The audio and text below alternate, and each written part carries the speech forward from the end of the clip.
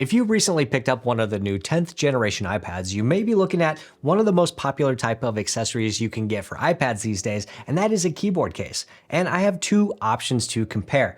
First of all, we have the Apple Magic Keyboard Folio. This is the first party keyboard. And then we also have the new Logitech Combo Touch for the new iPad. Now these two cases are both kickstand style cases, but they do differ in a number of ways. So let's take a look at each one of these side by side and see which one's better. Now the first thing that you're probably going to notice before anything else is going to be the material and the color. And the Apple Magic Keyboard Folio is made out of the same material as the Apple Magic Keyboard for the iPads Pro and Air, and it's kind of this rubbery, soft touch material. It feels really good in the hand, it's got a little bit of a grip to it, and it doesn't move a lot when it's sitting on a table, especially with the iPad weight inside of it. The Logitech Combo Touch has kind of a textile type texture to it. It almost feels like jeans or something else. It actually feels also very good to the touch in a different way, but it feels more rugged, more durable somehow. And over the last couple of years of using the Logitech cases and the Magic Keyboard case, I do feel like this material holds up better. It does a better job of protecting against scratches and bumps and even oil and grime that comes off your hands or whatever might be on a desk or a surface that you place it onto. The Combo Touch comes in at about 1 pound, 4 ounces. The iPad Magic Keyboard Folio comes in at about 1 pound, 5 ounces. And both of those are a bit heavier than the iPad, which is about 1 pound and just under 1 ounce. As I said, both of these keyboard cases are kickstand style cases, but they differ in how they connect to the iPad. For the Apple Magic Keyboard Folio, you actually get this back plate right here that is actually just magnetic, and it just attaches to the back of the iPad by placing it right on the back, and then it snaps right into place, and it holds secure enough for most situations. Now it can be removed. You just get a finger underneath there and pull it apart, and it will snap off because it is just magnets. And on the back here, we do have the the kickstand for this case. So you can see that the kickstand just raises up in the back. And to connect the keyboard with the Apple Magic Keyboard Folio, there's too many words. You simply align the keyboard to the bottom of the iPad and it will snap on directly to the iPad itself and connect the pins on the bottom. Now, because the Apple Magic Folio keyboard just snaps on the back with magnets, it really does leave the rest of the iPad exposed. So you can see the sides of the iPad are completely open all the way around. So this isn't a protective case necessarily. You can close it, but it wouldn't really protect the iPad in case of a fall or something like that. Now, when it comes to the Combo Touch, this is a full-on case for the iPad. Once you insert the iPad into here, it will actually protect all edges of the iPad all the way around and do a pretty decent job, I think, of protecting the iPad from, small drops and bumps. Now, unfortunately, in my initial video with the Combo Touch, I did find that the new iPad 10th generation just does not quite fit into this case as well as previous iPads and previous versions of the Combo Touch. And this is slightly concerning because it takes an excessive amount of force just to get the iPad into the case. And in my situation, the edges of the Combo Touch were too rigid to actually kind of flip over and form around the outside of the iPad like all other combo cases from Logitech have done previously. Now, when the iPad is in the case, or at least as well as it's going to fit in the case, and I honestly think that mine is probably just an anomaly and that you're probably going to have better luck with this case than I did. I think this was probably like number 1 off the assembly line or something. So they have a couple of issues to work out, and I'm sure they will because they've done it previously. But once the iPad is in the case, I have no doubt that it's going to be secure and protected and do exactly what you expect the case to do. And similarly, how the Magic Keyboard Folio attaches magnetically directly to the bottom of the iPad, when the iPad is in the case, this keyboard portion will actually snap magnetically to the bottom of the Logitech case itself and do a pass-through of those pins on the bottom right there to connect directly to the iPad. So I do feel like the magnets on the Logitech combo case are stronger than the magnets on the Keyboard Folio connecting directly to the iPad. So it just feels like a more secure connection between the keyboard and the case. And just like with the Combo Touch, you just kind of lift up the back with the kickstand and you can prop it up like so. So one of the first things I noticed with the Apple Magic Keyboard Folio when I first got it is that the range of motion on the kickstand is just not as great as it is on other devices.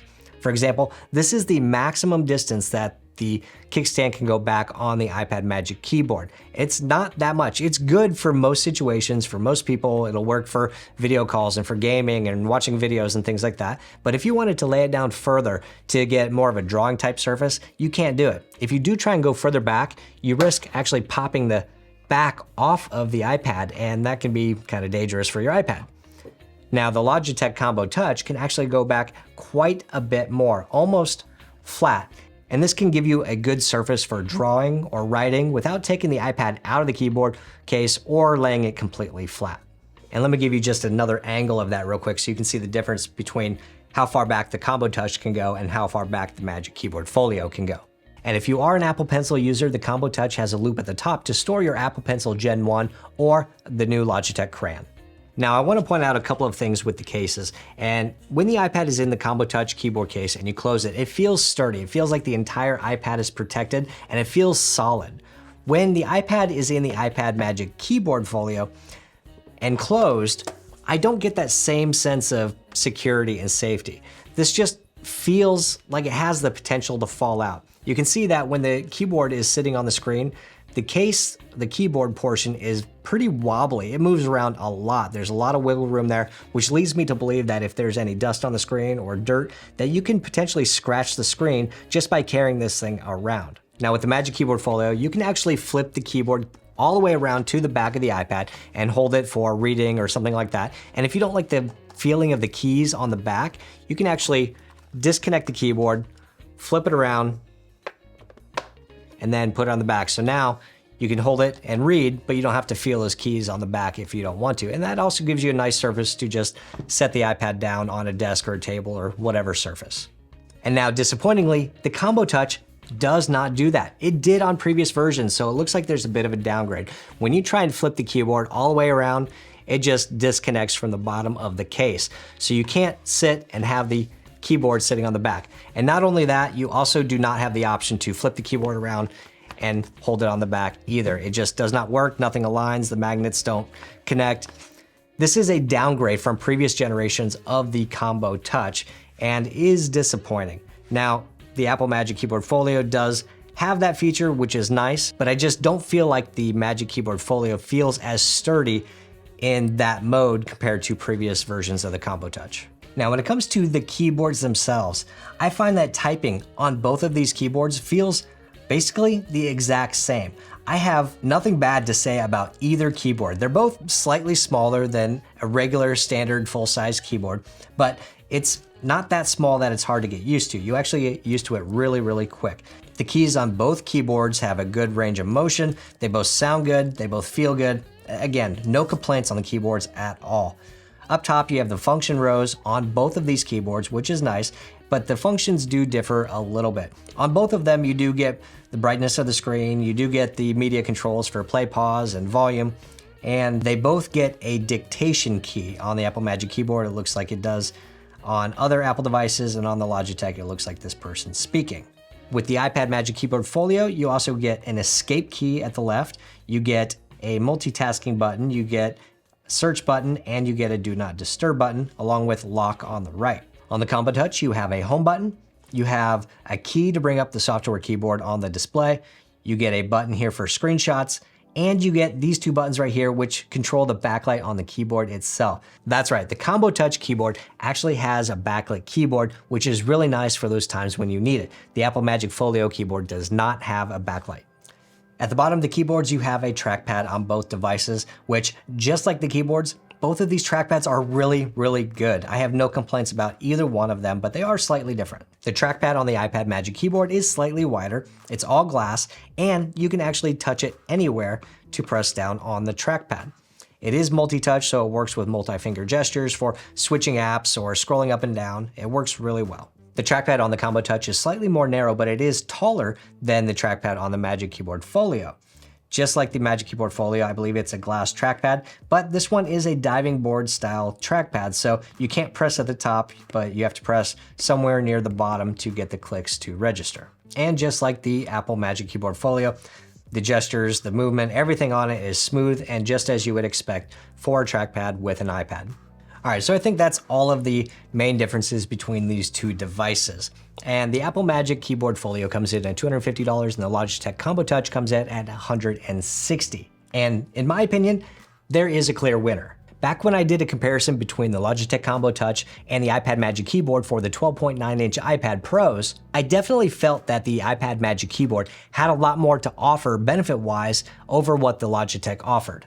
But now with the iPad 10th generation and compared to the Apple Magic Keyboard Folio, I feel like the Logitech Combo Touch is actually the better device despite the issues that I've had. The Logitech Combo Touch just provides a better overall package for what you get and for the price. You get a full case that offers full protection around the entire iPad, so when you're not using it with the keyboard, you are still protected completely. Whereas the Apple Magic Keyboard Folio has no protection at basically any point. Nothing about the Magic Keyboard Folio feels secure to me. It doesn't feel like the magnets on the back are strong enough to keep the case on when you always want it to be on. It doesn't feel like the flap with the keyboard case is rigid enough to keep it from sliding around and scratching the screen. Nothing about this feels like it's protecting the iPad.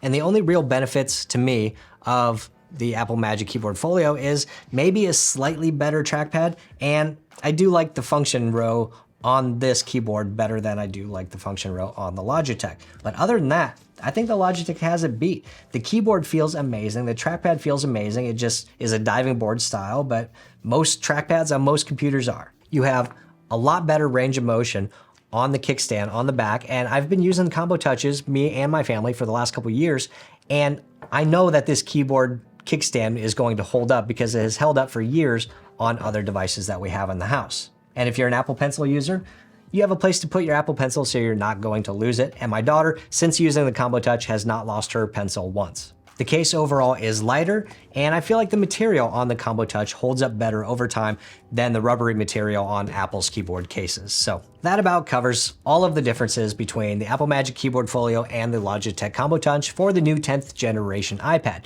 But hey, what do you guys think? Is there one of these that you like better than the other? Let me know below. Also, if you're looking for other accessories to use with your new 10th generation iPad besides a keyboard case, I got the perfect video for you right over there. Hit the thumbs up button if you liked it, hit subscribe if you want, and I'll see you next time.